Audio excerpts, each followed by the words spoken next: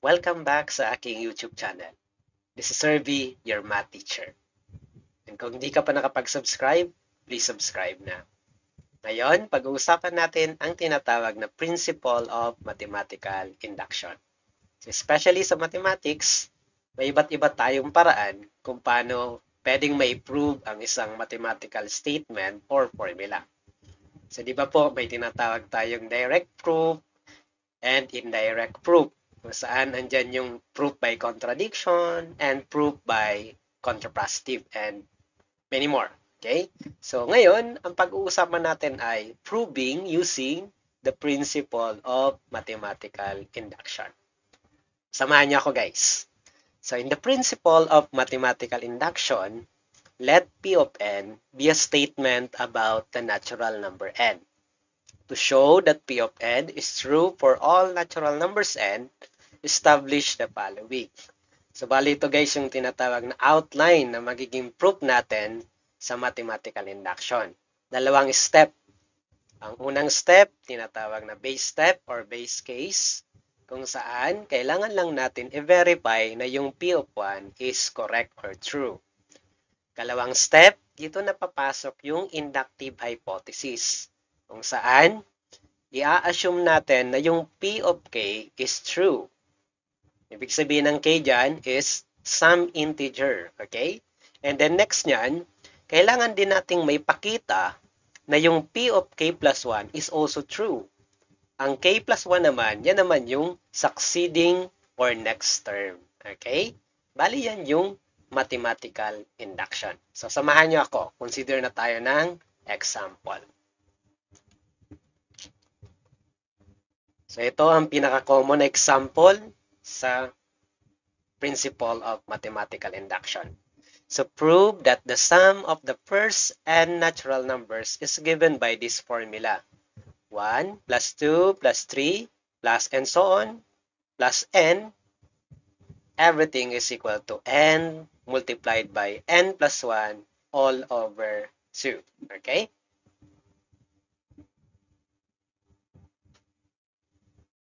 So, paano nga ba ang proof niya using the principle of mathematical induction? So, here is the proof.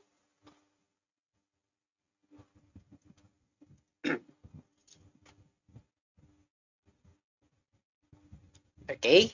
So, ang umpisa niyan ay kailangan nating i-let P of n be the given. Okay?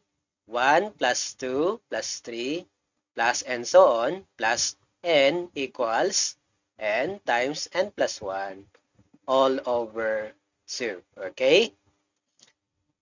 Kung ma-recall natin, maalala natin, ang umpisa ng proof natin ay yung base case or base step.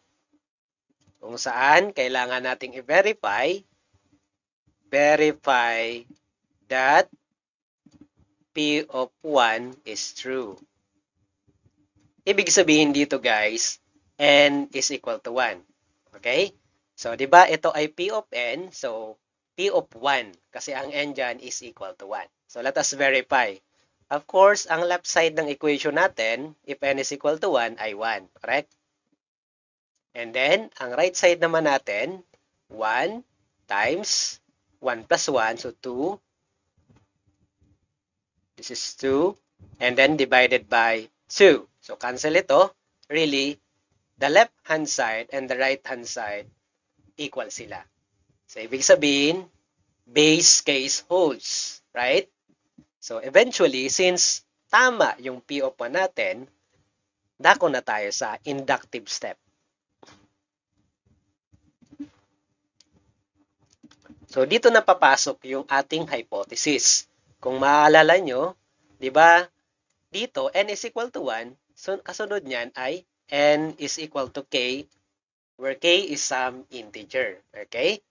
So, sa madaling salita, let P of k, or assume, di ba, meron tayo ditong inductive hypothesis.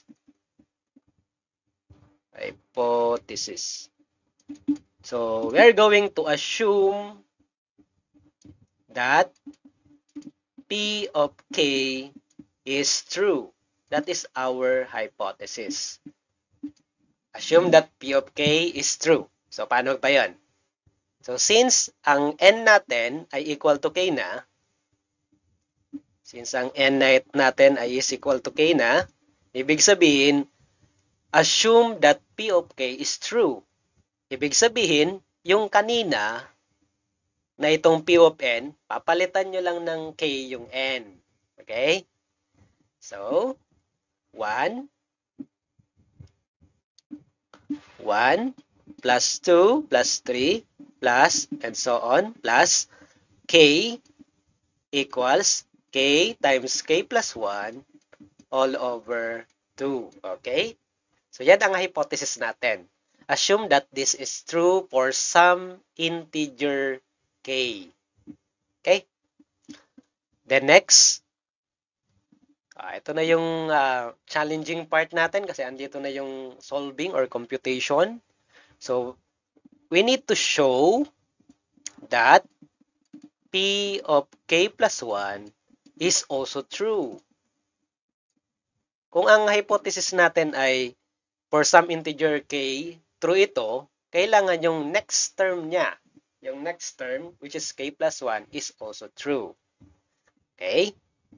So, ibig sabihin lang naman yan, yung P of K plus 1 natin, ano nang mangyayari? Ano na yon? Diba? From P of N, nag-isang P of K, ito na yung P of K, sunod naman P of K plus 1. Mag-a-add lang tayo ng term. So, 1 plus 2 plus 3 plus and so on plus K. So, syempre, kukopyahin lang natin yan and then add tayo ng next term. So, kung K yung last term natin dito, ano yung next term natin? So, di ba po, K plus 1? Kasi po, di ba, 1.